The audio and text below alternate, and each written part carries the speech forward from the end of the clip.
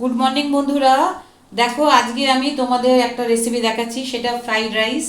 Fried rice তো অনেক রকমভাবেই হয়, আজকে আমি যেভাবে করছি দেখো তোমরা ওরকমভাবে কোনোদিন করেছো কি না, কিন্তু ভীষণ খেতে ভালো হয়। দেখো ভিডিও যাতে লেন্দি না হয় তাই জন্য আমি এখানে আমি চালের জলটা ফুটতে দিয়েছি, জলটা ফুটে গেছে। আচ্ছা এবার দেখো এখানে আমি যেটা করব, এই জলের মধ্যে দিয়ে দেবো আমি একটু নুন। আচ্ছা এবার দিয়ে দেবো এই যে গোবিন্দভোগ চালটা আছে, তার আগে যেটা করব, এখানে দেখো আছে আমার ছোট এলাচ, দারচিনি, লবঙ্গ, এগুলো আমি এর মধ্যে খানিকটা আগে দিয়ে দেবো।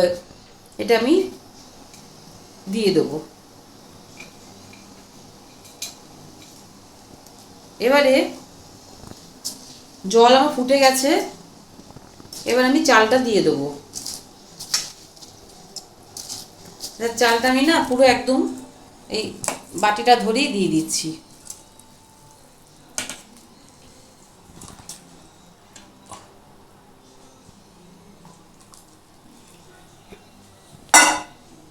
আচ্ছা এটা কিন্তু গোবিন্দভোগ চালে আমি করছি, আর তোমরা ইচ্ছে হলে কিন্তু দেরাদুন রাইসেও বাসমতি চালও করতে পারো। আচ্ছা চালটা বুঝে নামাতে হবে। দেখো এইদিকে আমি একটা ফ্রাইং প্যান চাপিয়ে দিয়েছি। এবার আমি যেটা করব, এখানে রয়েছে আমার কতগুলো, এটা আমি জায়ফলটাকে তুলে রাখছি। এখানে আছে আমার জয়িত্রী, জয়িত্রী এখানে আছে। আর এখানে রয়েছে ছোটো এলাচ, লবঙ্গ, সাজিরে, মরিচ। এটাকে আমি এর মধ্যে একটু রোস্ট করে নেবো, ড্রাই রোস্ট করে নেবো। এটাকে একটু আমি ড্রাই রোস্ট করবো, খুব বেশি করবো না, জাস্ট অল্প।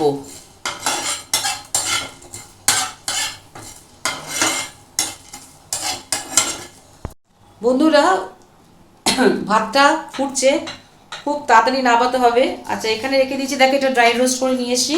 এটাকে কিন্তু আমি গুঁড়ো করে নেব। আর এখানে আমি কিছুটা তেজপাতা আর জায়ফলটা আমি রেখে দিয়েছি। আচ্ছা এবার যেটা করব, ভাতটা যাতে ঝরঝরে থাকে এবং সাদা হয়, সেই জন্য এখানে আমি একটু দিয়ে দিচ্ছি সিরকা, বা তোমরা লেবুর রসও দিতে পারো, মানে ভিনিগার।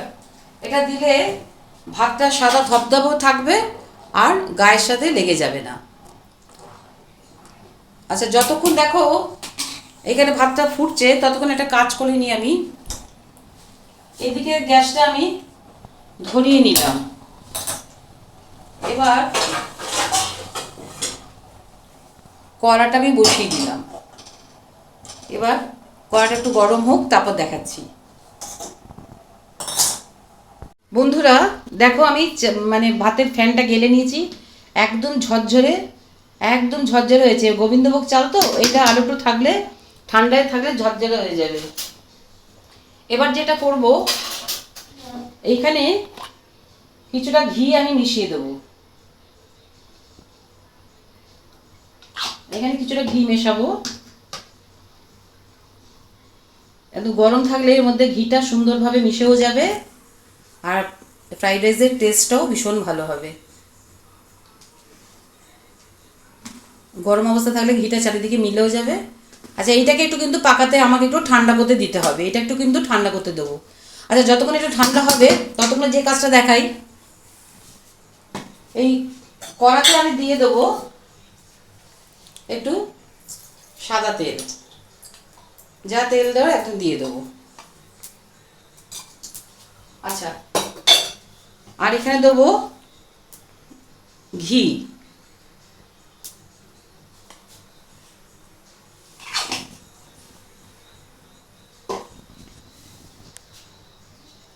এবার যেটা করব দেখো, এইখানে দিয়ে দেবো আমি 3টে তেজপাতা।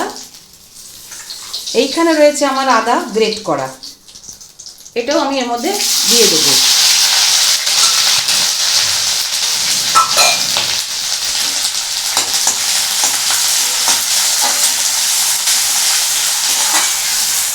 এবার এখানে রয়েছে আমার গাজর কুচোনো, এটাও আমি দিয়ে দেবো।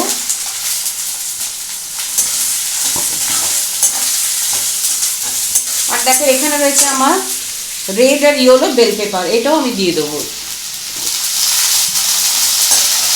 এটা দিয়ে ভালো করে নাড়াচাড়া করবো।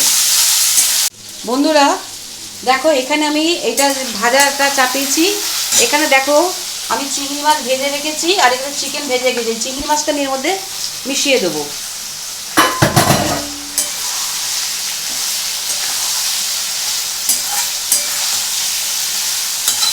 আর এখানে যে চিকেনটা আছে এটা আমি মিশিয়ে দেবো।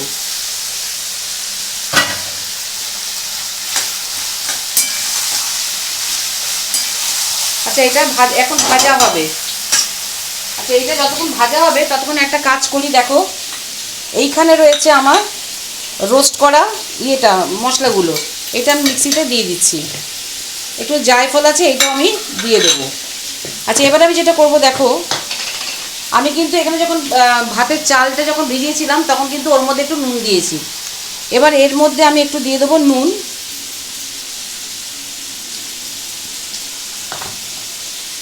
আর যেটা করব,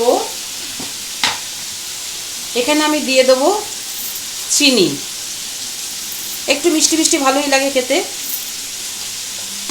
এটাকে আমি পুরো গুঁড়ো করে নেব।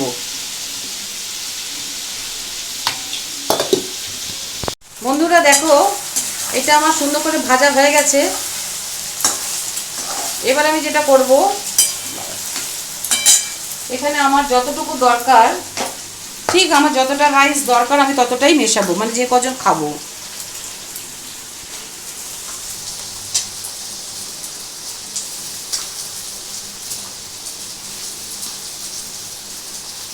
আগে একটুখানি করে মেশাবো।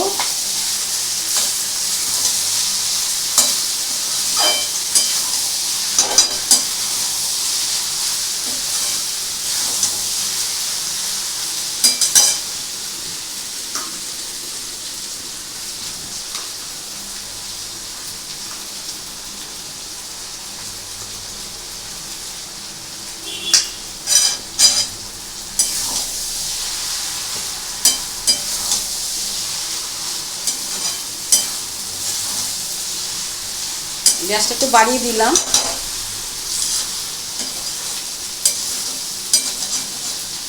অবশ্যই একটু গ্যাসটা এখন বেশি বাড়ালেও হবে না, একটু গ্যাসটা কমিয়ে আমাকে নাড়তে হবে। বন্ধুরা দেখো মশলাটা আমি গুঁড়ো করে আনলাম, চিনি নুন মেশানো আছে। এবার আমি এটার মধ্যে এটাকে মিশিয়ে দেবো। আগে সবটা মেশাচ্ছি না, আগে মিশিয়ে একটু টেস্ট করে দেখবো তারপরে। এটা কিন্তু একটু গ্যাস কমিয়ে কমিয়ে নাড়লে আস্তে আস্তে কিন্তু এটা ঝরঝরে হয়ে যাবে। একটু গ্যাসটাকে বাড়িয়ে দিলাম, কিন্তু গ্যাসটা বাড়িয়ে দিলাম কি বলতো, নিচে লেগে যাওয়ার সম্ভাবনা থাকে, সেই জন্য একটু গ্যাসটা কমিয়ে কমিয়ে নাড়তে হবে। বন্ধুরা এটা নাড়ছি। এবার যেটা কাজ বাকি আছে, এখানে আমি ডিমের অমলেট করে রেখেছি। এবার ডিমের এটাকে আমাকে মিশিয়ে দিতে হবে। এবার এটা আমাকে একটু আস্তে আস্তে নাড়াচাড়া করতে হবে, তারপর তোমাদেরকে দেখাবো।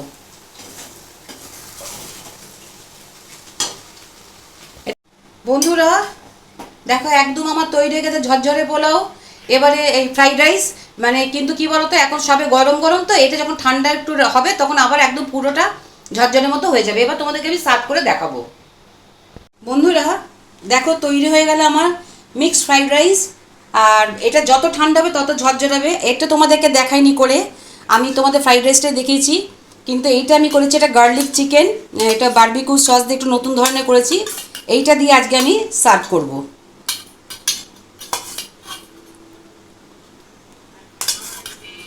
এটাতে কিন্তু হানি দিয়েছি আর কিচ্ছু দিইনি।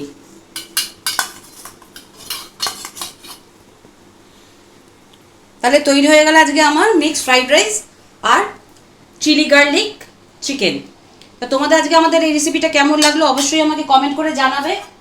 আর যদি ভালো লেগে থাকে তাহলে প্রচুর প্রচুর লাইক এবং সাবস্ক্রাইব করবে। তাহলে আজকের মতো আসি, আবার নিয়ে চলে আসবো তোমাদের জন্য নতুন কোনো রেসিপি।